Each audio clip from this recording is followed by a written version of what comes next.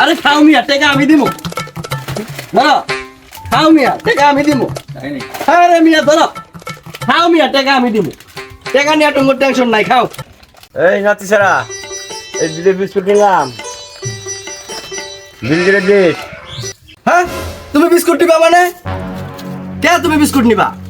তোমার জন্য কোনো বিস্কুট না প্রতিদিনের ব্যবসা যাও এখান থেকে আল্লাহর 30 দিনে তুমি খেলে বিস্কুট নিবো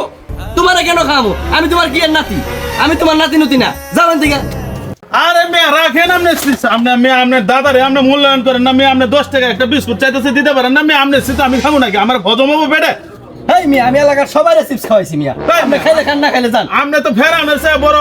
খারাপ মেয়ে আপনি দাদা আপনার 10 টাকা খাইতেছে আপনি খিলাইতে পারেন না মেয়ে আপনি আমার চিপস খিলাবেন মেয়ে আপনি চিপস আমি খাবো মেয়া আপনি তো একটা বেকুব তবে আদব আপনি ধরো দাদা ভালো হয়ে যান